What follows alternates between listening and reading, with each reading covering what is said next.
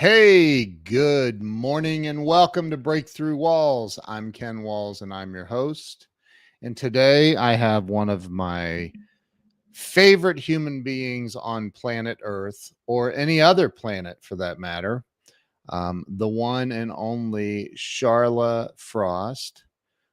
She says she's a recovering trial attorney, and you'll love her sense of humor. So do me a favor, as always, share this out, please, and make sure that we get a bunch of people on here to watch Charlotte and listen to her story. So stay with us. We'll be right back with Sharla Frost.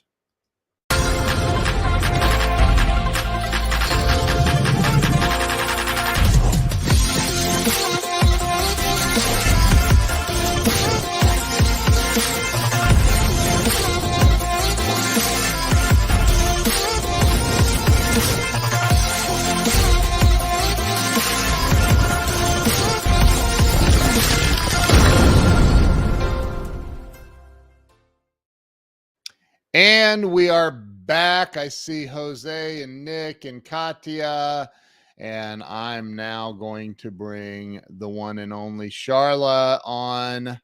Sharla, welcome to the show. Good morning, Ken.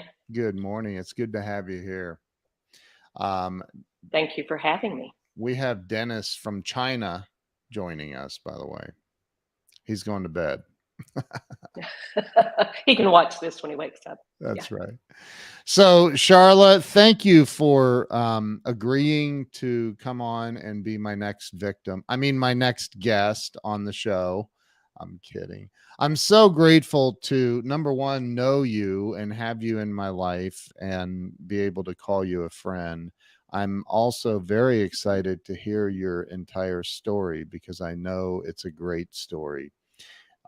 So let's start by you telling everybody where you were born and raised. Well, I like to tell people, je suis né à Paris, because I was born in Paris, Texas, and I was raised on a cattle ranch in Frogville, Oklahoma. So I'm a fourth generation Frogvillian on one side of the family and a fifth generation on the other. That's so awesome. Frogvillian? Yeah. Is that Yes, a word? my people have been in, well, it is if I made it up. But my family has lived in that area for a very long time. It was Indian Territory when they first moved there. And then Oklahoma statehood was in 1907. And the family had been there for quite a while at that point. We are not Native American. We thought we were, but according to Ancestry.com and the DNA, I couldn't be any whiter if I was see-through. So apparently we are not Native American, but the family's been there for a really long time. Oh my goodness.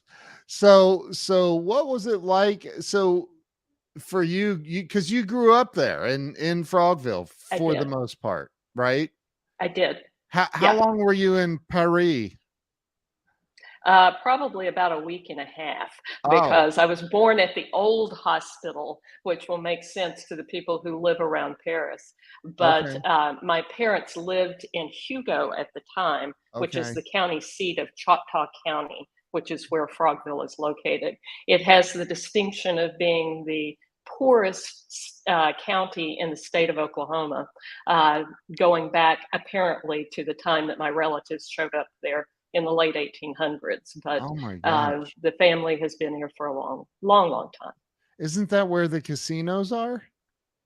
It is. The casinos have been life-changing. That has made a tremendous difference locally.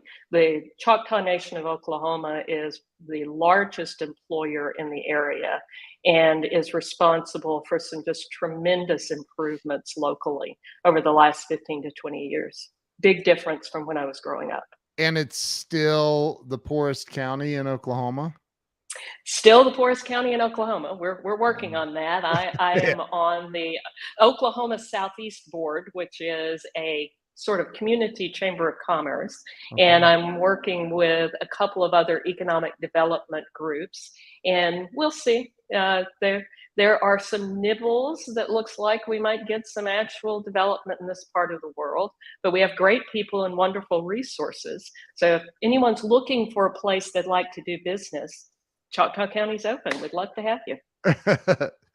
So, so what was it like for you growing up? Because I know, we'll get into your career, your chosen career path in a little bit, but I find it interesting because you're by all intents and purposes, you're a country girl. Like you're a Yeah. farm girl, really. That a ranch girl. We didn't actually farm Ranch. much. Ranch. We did cattle ranch. We were Okay. 13 miles from a loaf of bread. I mean, we lived a long way out in the country, but it was in some ways sort of idyllic because a quarter of a mile down the road, our next neighbor was my aunt and uncle. A quarter of a mile down the road from that was my grandparents. Wow. So plenty of family around, Yeah. and that doesn't happen a lot these days. No, it doesn't. So growing up as a little kid, did you have you have siblings? I have one sister and Okay. tons of cousins, but Okay. I have a Okay. sister who's 4 years younger than I am. Okay.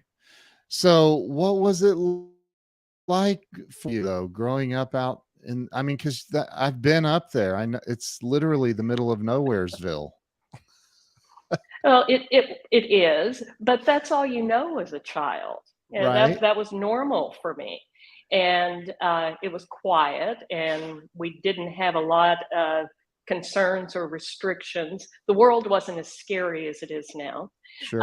I went to the same school that my dad went to and his siblings went to, and had a lot of the same teachers. And went Wow. to school with the children of the children he went to school with. So in some ways, it's a very insular type of upbringing, but it's a good upbringing. You Yeah, don't have to worry about some of the things that kids in big cities worry about, even back when I was younger. sure. So did you play soccer? Oh God, no. I had no athletic ability. Let's make that perfectly clear. I was not the popular kid in school because everyone who was an athlete. We had an amazing basketball program, and I can't dribble a basketball, never could. Um, but I could ride horses. That's my athletic accomplishment. I can still Wow. do that. Yeah, but no, sports was not my thing. I was the kid who read all the time. I was a Wow. reader and a Okay. writer. Yeah. So would you say you were shy as a kid? No, according to my first grade classmate, Kit, she told me that I was bossy when I was a 6-year-old, and that was probably true. But that was at a class reunion, and I was trying to get everybody seated. And my response to that was, well, somebody had to be. Yeah, But right. no, yeah, shyness is not a gene that ran in the family. Right, right. So okay, so you grew up in Frogville, you went to school your whole life there, high school, all of the Right. things. Um, Yeah, I went to school at Fort Towson. oh, That's where you came for the book yes. signing. That That was is the a closest booming school. metropolis, by the way. It is, yes. It is more booming than Frogville. But yes, but I attended Fort Towson Public Schools for the entire 12 years. So I'm one of those kids who rode the school bus every day. So I had to laugh sometime recently when the vice president commented about how everyone loved yellow school buses. She apparently never rode a yellow school bus. I still hate yellow school buses, but we rode Mhm. those for 12 years, and we were the last house in the school district. So we were picked up first every morning and let off last every afternoon. Oh, wow. Yeah. Wow. So you had to get up a little earlier. Yeah, and I'm not a morning person, never have been. Yeah. I am with you 1000%. In fact, I tried I'd shun morning people out of my life. I'm kidding.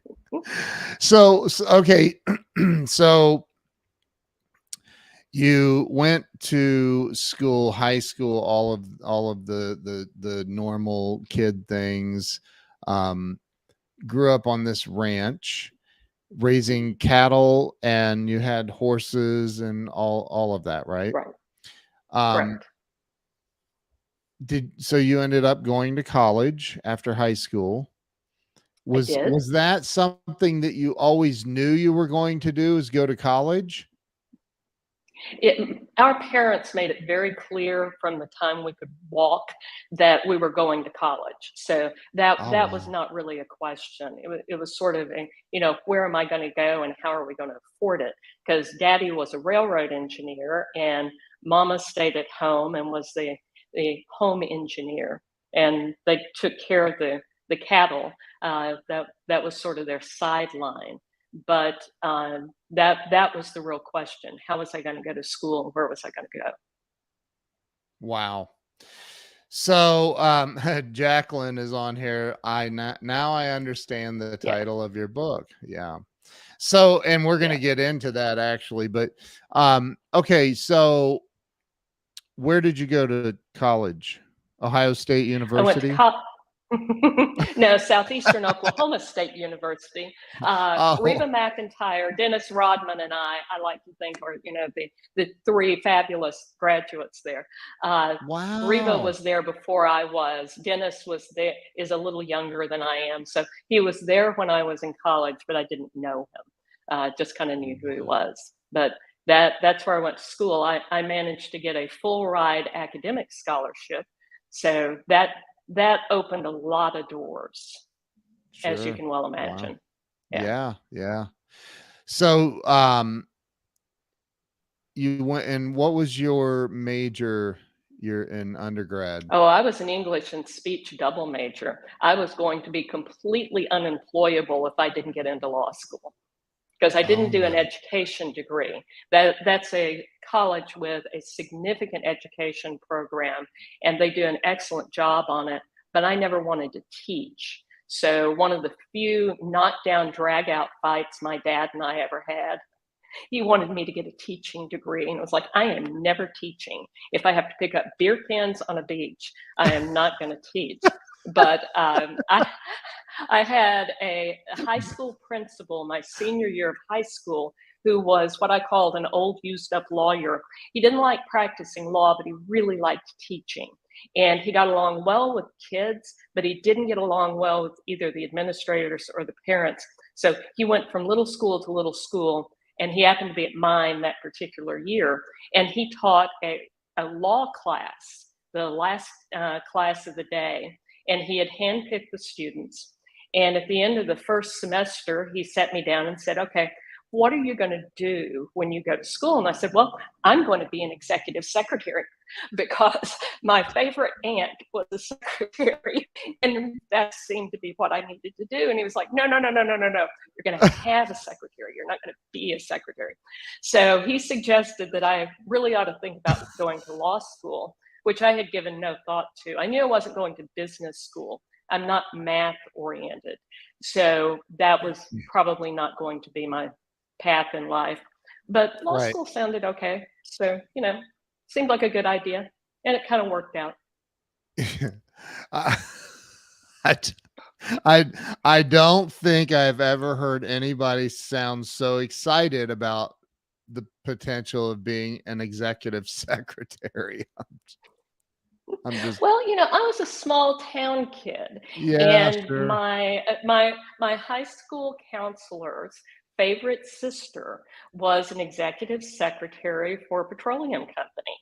And he thought that she just hung the moon and she was doing great things in Houston, running this executive's life.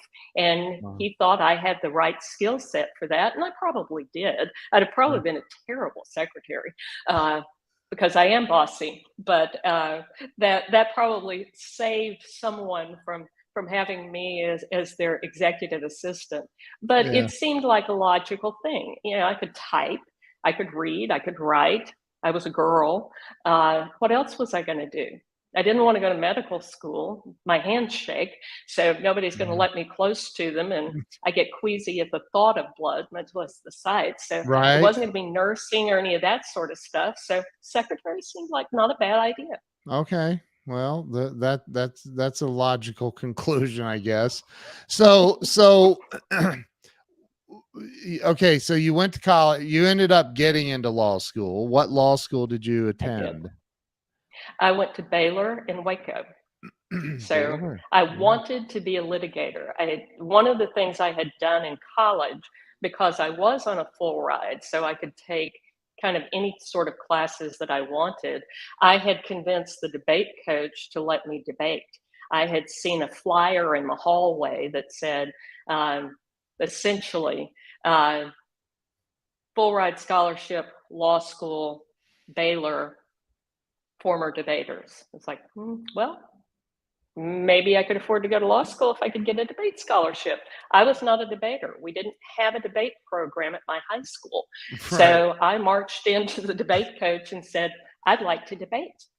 To which he said, where did you go to school? And I told him, and he said, I don't think you have a debate program. And I said, we don't have a debate program. And so he asked, why do you think you could debate? And I said, well, my roommate's a debater. My boyfriend's a debater. His best friend's a debater. It can't be that hard. I think back on that. It's like, oh my God, I can't believe I did that. But to his credit, he said, well, let me think about it. And I said, and I'm on full ride scholarship. I won't cost you anything, because they had a budget and they could only have so many teams. Yeah. So he said, okay, why don't you come tonight? We're having a meeting, and you can come to the debate meeting and see how it goes. And so that was the middle of my sophomore year, I guess. And I went to my first tournament the second semester of my sophomore year. And oh my God, was I awful. Yeah. Really? Did survive the tournament, but I'll never forget the first critique, because in those days they critiqued you in the round at the end of the round. And the woman was a graduate assistant from the University of Arkansas, really nice woman, but she had the worst accent you have ever heard in your life. And it was my team against a team from Louisiana Tech, Mr. Sklar and his partner. And I don't remember the woman's name, but I remember his name because he was both my first and last debate opponent. 2 years later, he was the opponent in my very last debate round. But at the end of that first debate, this nice graduate assistant says, you women have the worst accents I've ever heard. So I thought, if she thinks I sound bad, I must sound like I crawled out from under a rock. So when I got back to school on Monday, I went to the elocution professor, who I didn't have any classes with, and who, by the The way, was a what? The terrible what misogynist. professor? Elocution, how to speak well. Yeah, Dot Chapel. Oh. Famous for not really liking women, but he was really, really good to me. And I told him, I said, I apparently sound terrible. Can you help me? And he did. And 2 years later, And it was I was winning awards and got a scholarship to go to law school. it was your accent, like Southern accent? Southern accent complicated by Oklahoma drawl. So that is a very recognizable sound. As you spend more time in Northeast Texas, you will come to recognize local dialect. And I have it in Wow. spades. That is so funny. Is that Allison's on here? Is that how you spell it? Yeah, Elocution? that is it. Yes. He taught Wow. elocution classes. I didn't Wow. take one, but he was kind enough to mentor me on the side. Yeah. So so you improved your accent. Did you win like debates? Did you? One lot. By the end of the second year, my partner and I were winning more than we were losing. And by the end of the second year, my second partner, the first one got sick, And so I ended up with a second partner my senior year, and we were winning all the tournaments, winning speaker Wow. awards, winning rounds. And it was on that basis that I applied for and got the Jaworski Scholarship at Baylor.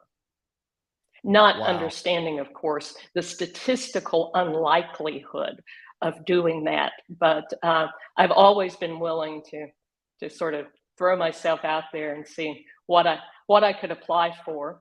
And sometimes I've gotten them, and sometimes I haven't. But the ones that I did get were ones that were sort of life changing for me. Were you at Baylor when Judge Starr was there? No, he came quite a bit later. I didn't meet him. He was Okay. the president at the time that I got admitted to the bar of the United States Supreme Court. He took a group of us to DC and Uh, introduced us to the court and got us sworn in and everything. that's He was awesome. lovely. He was Yeah. not quite what I expected. I'm He not is. sure what I expected, but he was not quite what I expected. He was a delight. He is, well, he, as you know, he passed away, but what Right. an amazing man he was. So okay, so you go to Baylor, you probably graduated number one in your class. I'm just gonna guess. No, not quite. I did graduate at the top, towards the top of the class, but Yeah. alas, not number one. Yeah, it was okay. I was just So happy to get out. uh, yeah, so law and school is not easy. no, I know. Well, and that's not even the hard part. Like that, it's not easy, but then you got to take the bar. And I've heard that. Got to take the bar. I heard Oh, that the can bar is a be, beast. I've Yeah, it's a heard. comprehensive essay exam over subjects you didn't study. So, yeah, it's a bit of a beast. And was that you were taking the Texas or Oklahoma bar? Oklahoma? I Did you go took back? no, I took the Texas bar. Oh, okay. So you stayed in Yeah, Texas. I did. I Okay. practiced. I went to Fulbright and Jaworski in Houston when I got Okay. out of law school, and was there for a whopping 18 months before going to a Fulbright spinoff that did products liability work, which doesn't mean a whole lot probably to most people, but those are products that break. So pharmaceuticals. Uh, I did some construction work, anything that Okay. could break and potentially hurt someone. That's what that firm specialized in. And they represented the companies that made those products. So Okay. it was defense work. I've always done defense work. I've never done plaintiff's work or work on behalf of the individuals who have been injured or claimed to be injured. Okay. Okay. Wow. That's crazy because I'm, well, you know, Sandra Spurgeon, and she's like a Yeah, sister to me, and she was on the opposing side. exactly. The other side. You're right. Yeah. Yeah. So wow, that's insane. So you, how long did you work in these firms? I did what I call my retoolment in 2020. So Okay. from 1987, when I got out of law school, until 2020, I had a very active trial practice. I had my own firm for almost 20 years. I worked in a couple of small firms. I worked in a big firm. I worked in a Yeah. medium-sized firm. I was the managing partner for the Houston office of an 800 law firm for a while. And that would have worked out really well, except my biggest, oldest client came to me after right at 2 years and said, really love you, but you've got to change firms. We don't like your firm. Like, okay. They sent me most You're of my like, work. So it's like, I love you guys, but got to have some work. So I then moved to an Ohio based firm and oh, was in their Houston office for 5 years before deciding it was real. I had tried enough cases and yeah. I was done. Wow. So then that's when you started your own firm? No, my own firm was kind of in the middle. Oh, I stayed. Yeah, I went to Fulbright. I went to the spinoff. And then after I had been at the spinoff for a while, I started doing asbestos defense litigation. So everyone's heard of asbestos litigation. You see all those ads on television. Yes. We represented the Manville Personal Injury Settlement Trust, which was what was left of Johns Manville after they came out of bankruptcy.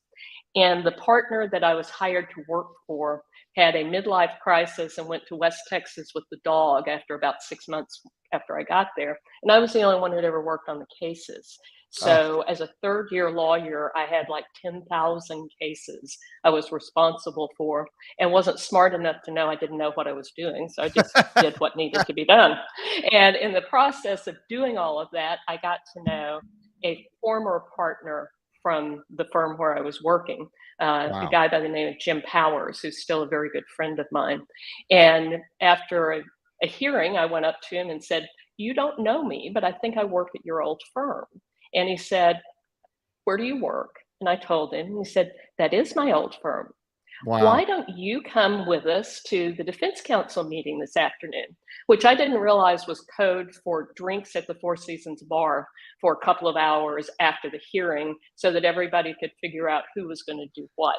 And from that point on, I was the only associate who went to the Defense Council meeting after the weekly hearing on the asbestos docket. And probably 6 or 8 months after that, Jim asked me if I would be interested in coming to work at his new firm. And so I ended up doing that. And a couple of years later, he asked me if I wanted to leave that firm with him and open our own firm. And I thought about that for about 30 seconds and said, sure. Wow. Of course, I didn't have any money. I was a baby lawyer, still paying off what school loans I had. Sure. But he had clients, and I did have good credit.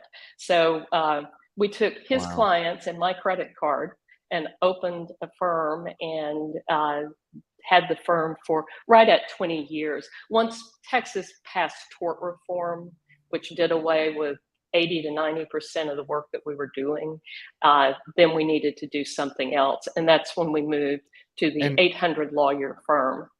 For the lay people watching like me, tort reform is the frivolous lawsuit stuff. Is that what that is? It's frivolous lawsuit. It's actually a little bit broader than that.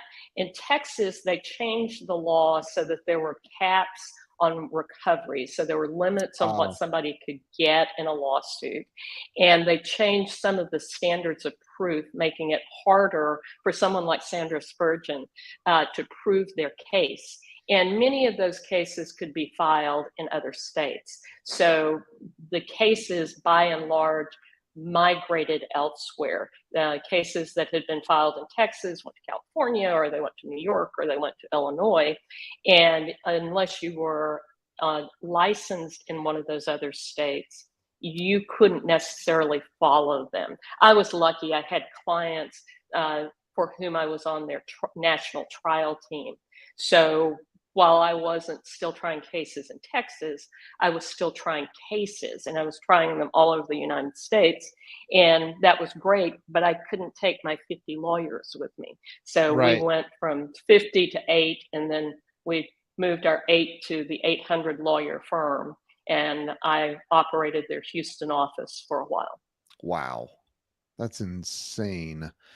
And especially 800 lawyer firm. I mean, I know in Columbus, I remember I was friends years and years and years ago with a professor of law at, I want to say it was like Columbus State, or if they have a law program, I don't even remember where he was, but he told me back then that Columbus, Ohio had more attorneys per capita than any city in the United States. And that the average attorney made, this was back in 1990, probably. The average attorney made somewhere in the vicinity back then of around $20,000 a year. I was like, what? Yeah. What? Yeah. No. I mean, it's crazy because I know a lot of attorneys, and I'm like, My gosh, you can starve. Like you can literally starve to death as a lawyer. Hmm. Like, You can. And I think the last time I saw the average number for lawyers in the United States, the number was still something like $40,000 or $45,000. So there are a lot of people who make very, very little in the yeah, practice of law. that's the Yeah, it's a average. tough profession. That's Yeah, the average. yeah. Yeah. So you were, I mean, obviously, if you're the managing partner at an 800 attorney firm, you were probably making, and obviously you were good at what you did, or you wouldn't have been in that position as well. So talk about what it took. And I this may be difficult, but try to remove yourself from the title of attorney. What did it take for you to achieve those levels? You started this firm with a credit card, been there, done that, started a company on credit, ended a company with bad credit. So, but like talk about what the steps that it took, the mindset it took for you to get to those levels.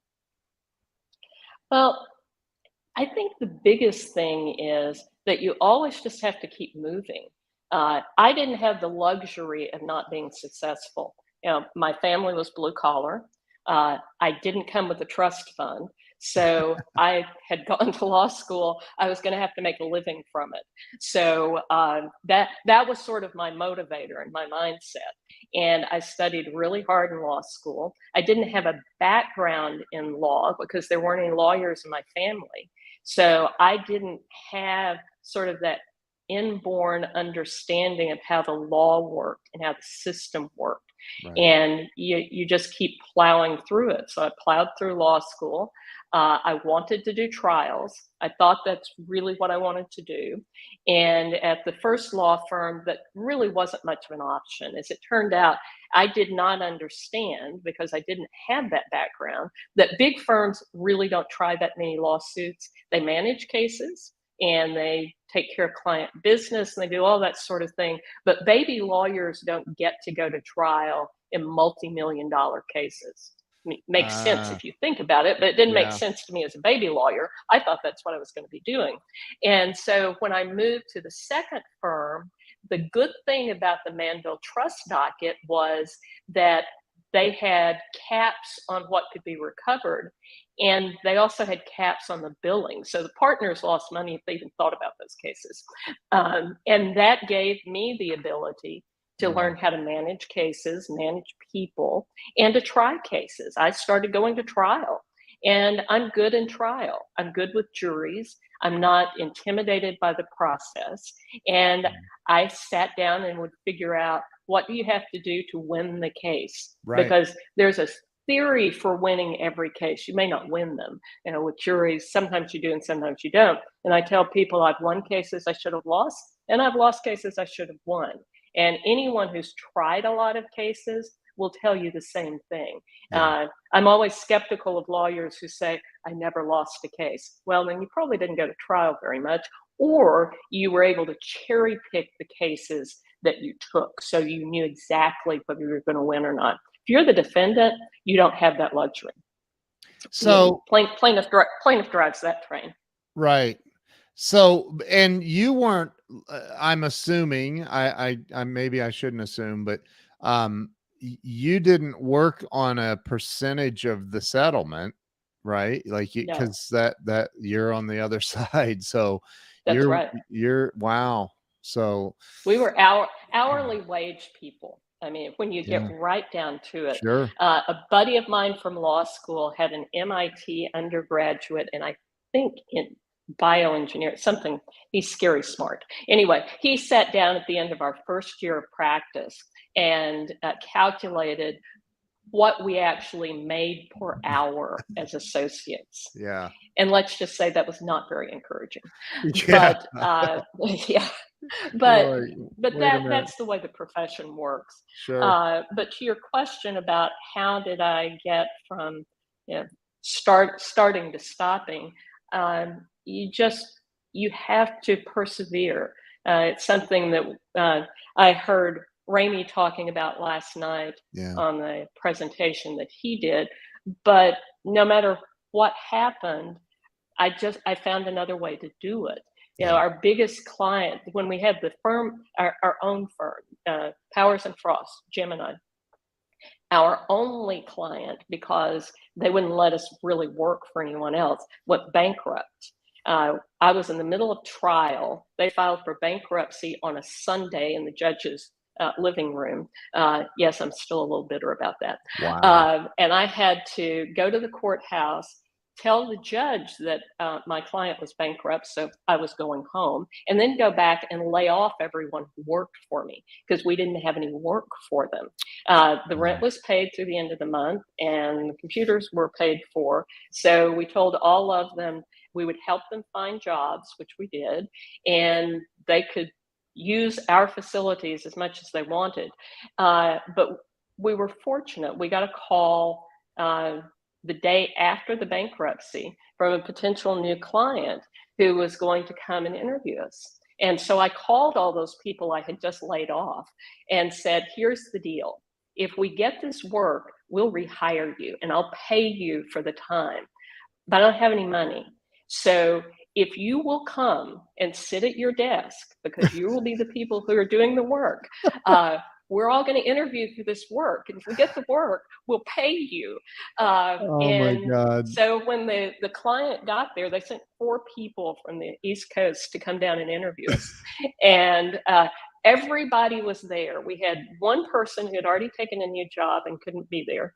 And we had one person who had taken a job, but she called in sick and came to sit with us instead. Wow. And we got hired.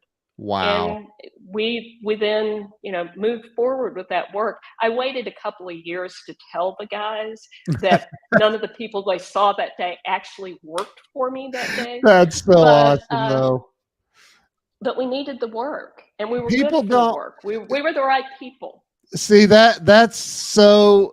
It's so incredible to hear because from the outside looking in, you look like you've been, never had a tough time in business, and it's all been a walk in the park, and because nobody sees, it's like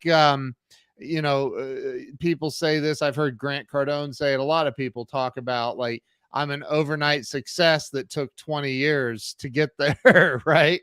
So nobody knows about those little things. I've had that where it's like, hey, guys, we're not making payroll this week. I'm sorry. We're not, I'll get you next week as soon as some people pay their bills, So, and you've been through that, and maybe not that exactly, but you've been through the trials and tribulations, and you're the epitome of not giving up. Just keep pushing forward. You just can't give up. Yeah. There were a lot of people I knew when tort reform passed that simply gave up their practice. And there were Wow. lots of reasons for that. Some of them didn't have the family flexibility that they could travel and things like that. But I had someone ask me how it was that I managed to survive that change, because that was probably 10 years after the Pittsburgh Corning bankruptcy.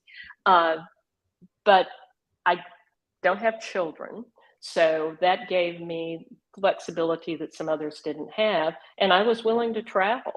I was parachute girl for quite some time, and in the law, what that means is you get the call on Thursday or Friday that a case is going to trial on Monday. You don't know anything about the case. Wow. You've not been involved in it. So you show up on the weekend, meet with local counsel, they tell you what you need to know, and then you stand up on Monday and said, yes, Your Honor, I am ready to go. And you try that case. And there are a lot of people who wouldn't do that. But Wow. I was an old debater. I was used to reading a file and figuring out what the highlights were. And I was trying a type of case that was similar to other ones that I'd done. So you just go and do it. And when the client calls and said, are you ready?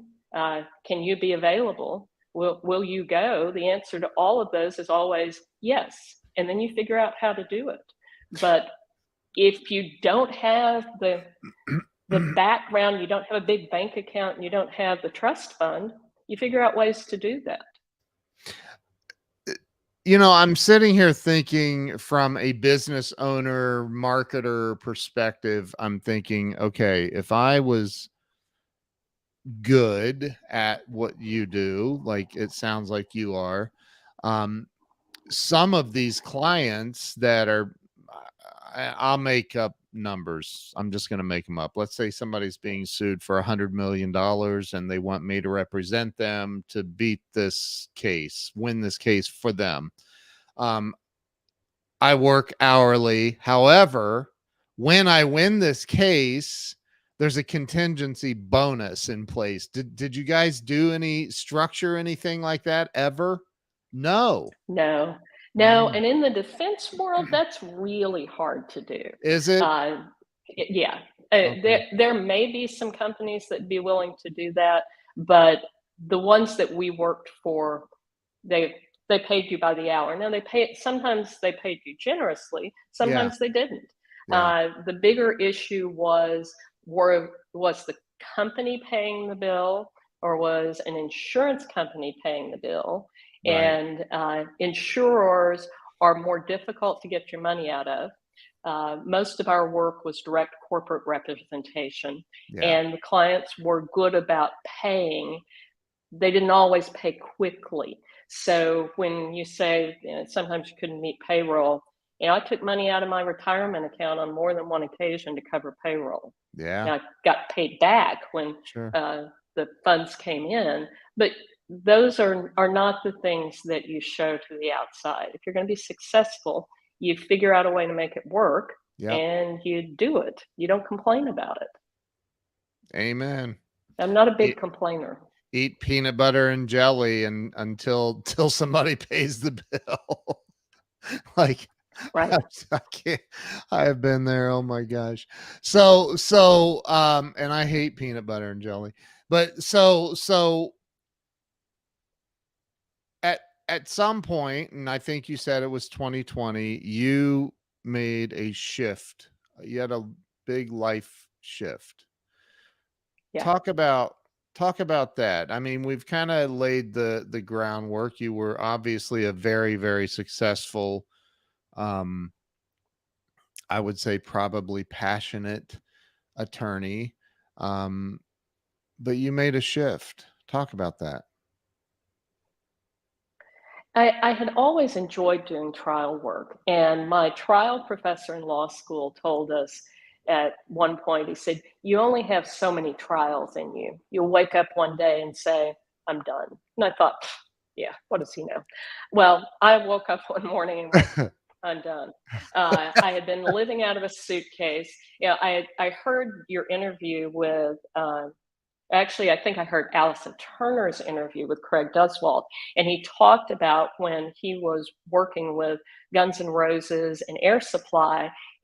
He spent 7 years on the road, living in a hotel, living out of a suitcase. And at the end of that, he decided that's too much, that there's not any structure to that. I need to do something different. Imagine doing that for 30 years, which is what I did. And that my last trial was in Connecticut. It was really cold. I'm not a cold weather girl or a morning girl, but it was really Right. cold. And because of the way that the flights hit, there was no way to go home. So I spent 8 weeks in a hotel in Connecticut, can't go home, challenging case, and great client, great team. But at the end of the case, I sat down and thought, I think Professor Muldrow was right. I've Mm, I'm done. I'm never going to go on the Supreme Court, nor would I want to, by the way, no interest in being a judge. Uh, but for what I do, I'm not really moving the needle. And it's been fun. It's been great time. I've made money. I've made wonderful friends, but it's time to do something different while I'm still young enough and healthy enough to do something different. I'd always wanted to spend some more time at the ranch. I bought a ranch in the late 90s and had built a house there in 2004. And we spent a little bit of time there, but not a lot. My parents were getting older. And it just seemed like it was time. And I was at the partners meeting at the Ohio firm. And while they were arguing about something else, I actually read the partnership agreement for the first time and discovered that there was a clause in there. They're boilerplate, nobody reads them, you just sign them. Right. But there was a clause in it that once you turned 58, you could give them 30 days notice and they would give you your capital account, which is your investment in the firm, back, and you could retire. So I plotted out the appropriate days and months and this and that, and gave my notice and decided to go do something different. And so I had always done a lot of training for lawyers on marketing and business development, because the thing that sustained me through all of those years and all those difficulties was that I had clients of my own and was able to make changes in what I was doing based on the ability to continue to do that work. It's the reason why I left the one firm, because the client asked me to do so. And so I've always been very passionate, if that's the right description, about the importance of lawyers having their own business. And the legal profession doesn't train people to do that. We expect them to do that, but no one gets trained to do that. So I decided that I would take those materials I had put together over time and compile those into a book. And so I wrote my first book, and then the publisher said, by the way, during COVID, the only thing that's selling is children's books. Ever thought about writing one of those? I was like, no, but I'll give it a try. So, well, let's talk about the first book first. Okay. Power at the It's Table. a great book, right? And I've read I haven't personally read it yet. I bought it from you, but I haven't read it because I'm not an attorney. However, you've got some amazing reviews on this book. Yes, and I think you will find if you read it that the advice is really neither gender nor profession specific, but every book needs a bucket to go into. So my logical one was women. And I did a lot of work with women in particular, because the legal profession does even less for female lawyers on business development than for men. But I took the materials and turned it into what I call a 12-step program for lawyers looking to develop business, and took the information I had learned by trial and error over my time in the profession and compiled it into a system for people to use to develop their own business. And that differs from person to person, but it requires thought and additional work. Wow. And some of the best reviews I've gotten have been men who are not lawyers. Right. Okay. Well, now I'm going to read it. And it's not a, I hate picking up a book that's like that thick. Like, I didn't want to read the Bible. I wanted to just read a book.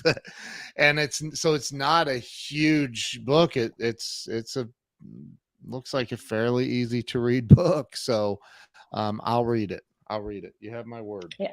And it has worksheets. It's supposed to be a working, usable book. So it's not just that it's not too long. It's designed so that you actually put pen to paper and give some thought to what you need to do on the various steps. That's awesome. So you pivoted out of being a lawyer to writing a book, and then you said your publisher said children's books are the only thing selling during the pandemic, and then you wrote a children's book. Let me give you full screen so you can show everybody this. Here we go. Yeah. This is the second book. First? Oh, that's what I thought. Okay. This is the second one. Yeah, the first one is Quest of a Frog. My protagonist is a little girl who turns into a frog and then has to go on a quest to turn back and to help save her community.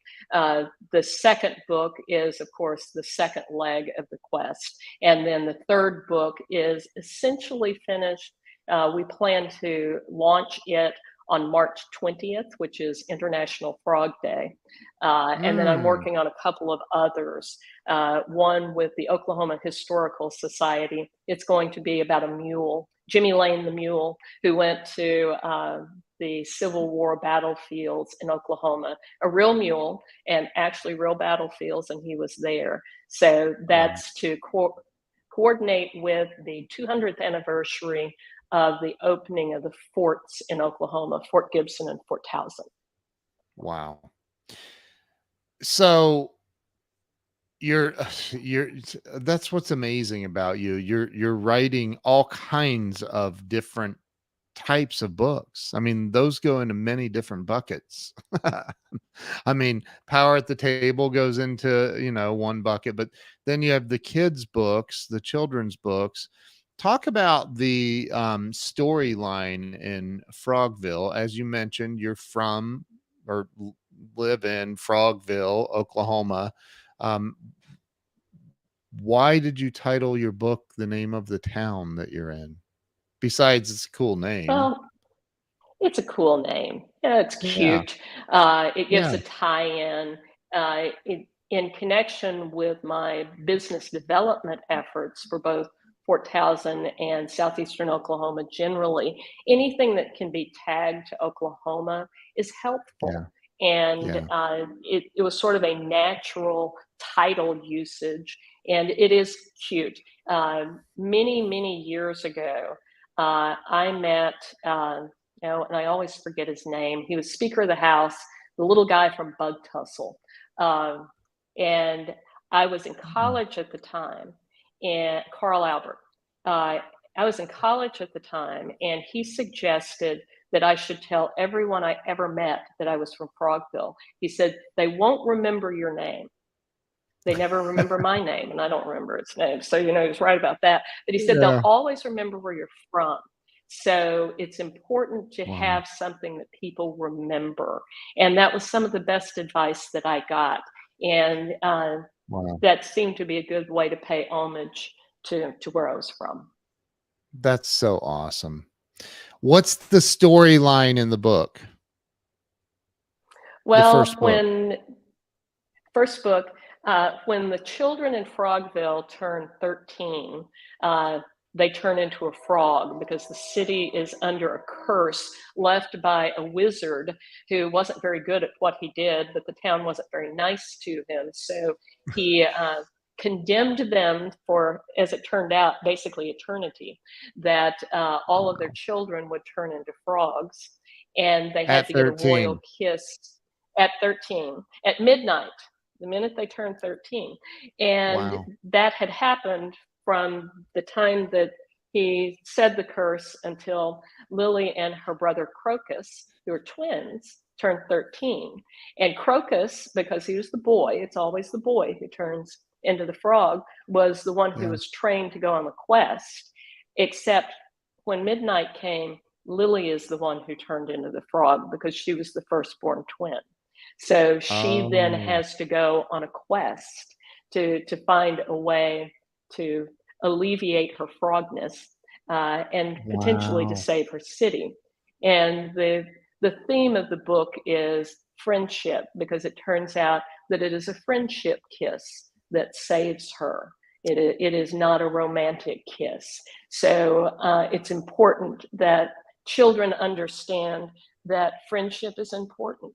And those are the Wow. things that sustain us and help us survive over time.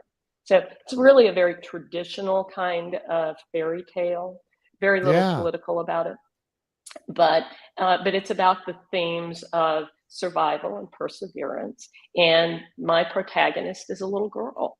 And if you think about it, Wow. very few fairy tales have a female protagonist. You got a female victim, you got a Yeah. female, lots of other things, but rarely the hero, the heroine. That's so awesome. Wow. And then you wrote a follow-up book to that, the Yes, second book this is in the the second series, which stage because yeah. the girl who gave the kiss to save Lily got turned into a stone. So Lily has to go on a second quest to find something to release her friend Cassie from the curse, the Wow. second curse. And Wow. she meets a new friend along the way. And there's all those difficulties of being a teenage girl and getting along with people. So we work through that. And then they are, at the end of that book, they're ready to go on the third leg of the quest. And in that one, they reach their ultimate destination, find what they need to take care of their respective problems, and Wow. are ready to head back to Frogville. That's so awesome. You know, I've interviewed um Jacqueline says the title intrigued me. I'm getting the book for me. Need Good. a Yeah. Shiro. Oh, Shiro. Shiro. I see what she did there. Um, so I always ask this question, and you coming off of the thing fresh from last night with Raimi, um, may actually give you a leg up on what everybody else, how everybody else has answered this. The number one answer to this question is fear, so you have to do better than that. Okay. So the question is, what do you think holds people back from two things? Number one, real financial success. I've been poor and I've been wealthy, and poor sucks. It just Yeah. does. Wealthy is better. What do you think stops people from achieving real financial success in life and happiness, freedom, like true, real freedom? What do you think holds people back from achieving those? I don't think it's a single thing. I think it's a collection of things. Some of it is fear, but it's fear of failure, and Hmm. it's fear of what comes next. And there's that inherent concern that whatever you do is going to fail. And some things work and some things don't. You have to get up and do it again every day, and you have to be willing to let go of those things that don't work. There were things that I did in my career that just didn't work very well. Uh, and you have to give those up. You have to be willing to move on. And I think also people are concerned about what other people will think. It's like my classmate who thought I was bossy. I thought it was funny. She apologized later, but she really didn't need to. But Right. but I think people are more concerned about how others will perceive them, and that holds people back. You have to figure out what it is you want to do, what you want to accomplish, and then in some ways put blinders on and earplugs in, Yeah. and figure out how to go do it. I think it's those outside voices more than internal fear that stops a lot of people. And the final question I have for you, there was a time when Jill and I started our first office. I had been in business for almost 2 years when we met. She had been downsized from corporate America in '08, '09 during that whole mess. Um, and so she joined forces with me, and we opened an office. And I had one employee, and then it quickly turned into four or five. And this one day I'm on the phone with a client. This big old dude that worked for me comes walking in. He's like, there's somebody looking in the windows of your SUV in the parking lot. And I'm like, well, kick his butt. What? I mean, you're bigger than me, dude. Do something about it. He's like, he has it blocked with his tow truck.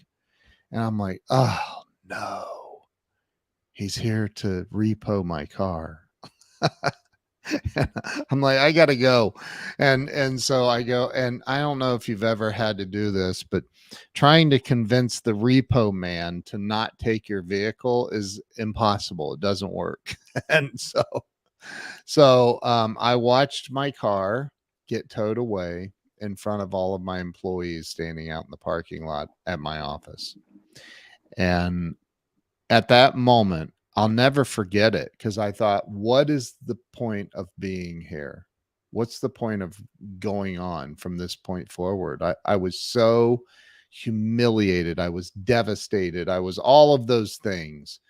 And there are people that may watch this or listen to this that are at the end of their rope right now. They don't know which way to go, they don't know which way is up. What would you say to one of those people if they called you in that amount of emotional pain? It is traumatic. It is really traumatic. It really is. And I know I look back now and I'm like, that was just ego, whatever. But in the moment, it sucks.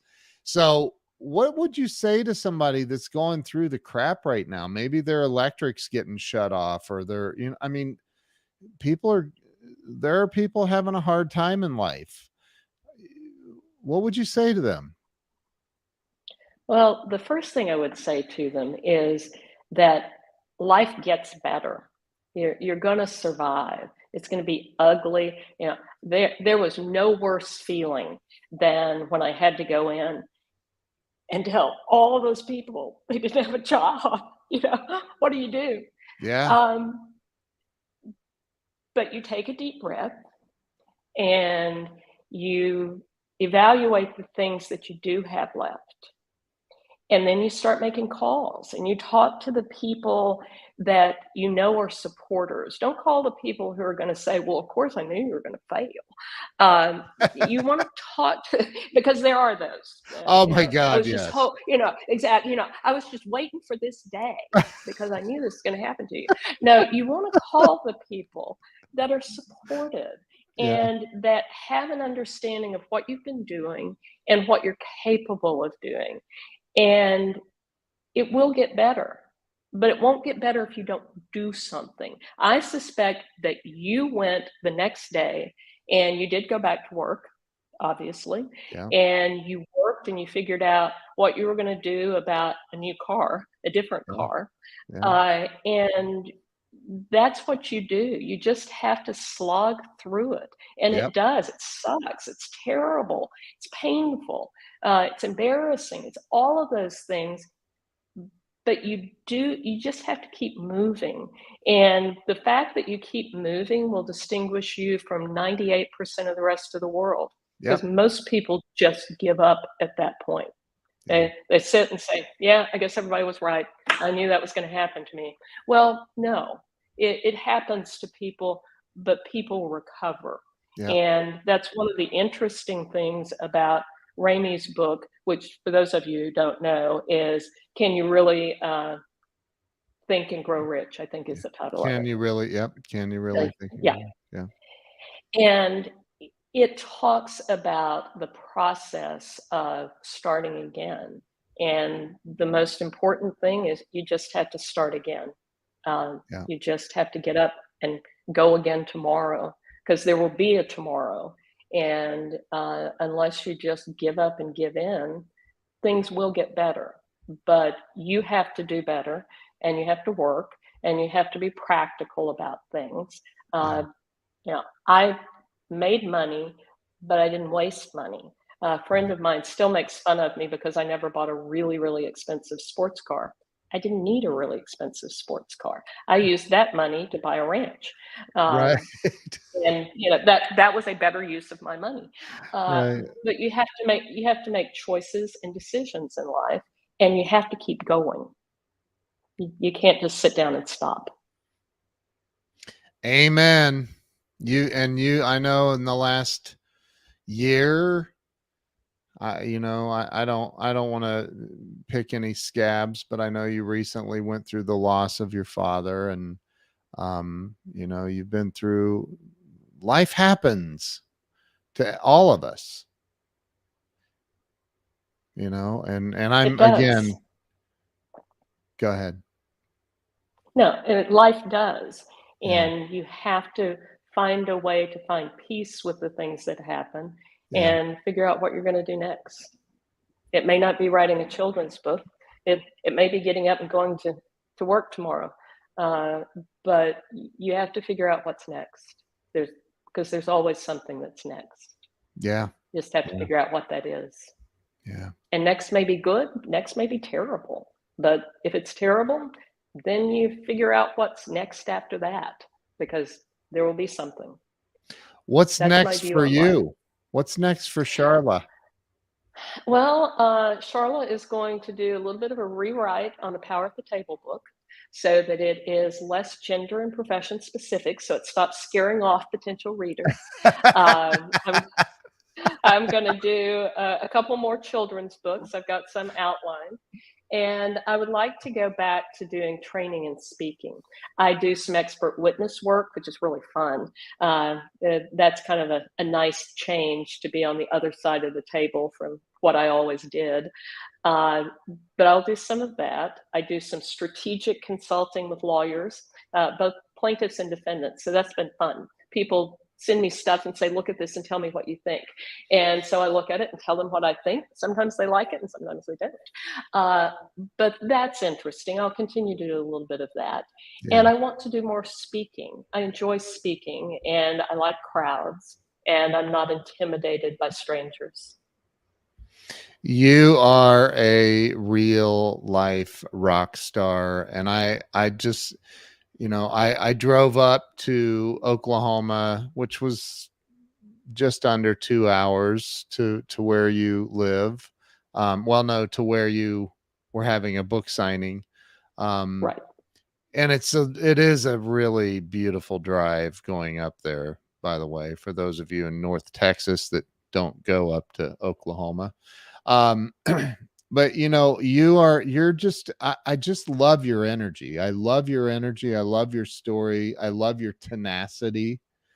I love that word actually. Um, I just think you're an amazing lady, and I'm very, very grateful that you agreed to be a guest on my show. Thank Well, you. I appreciate all that. Thank you very much. It's very kind of you. And thank you for having me as a guest on your show. Yeah. Wow, that was unbelievably good iPod ran timing. away. Yeah. That was good timing. Yes.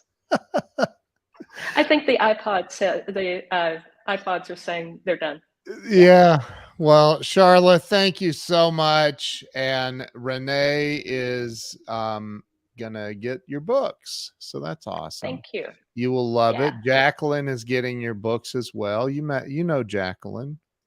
I You met do. her? Jacqueline's Yeah. wonderful. She's amazing. Everybody, make sure you go follow Sharla on social media everywhere. And there's a link to her biz card. You can visit that from a mobile device.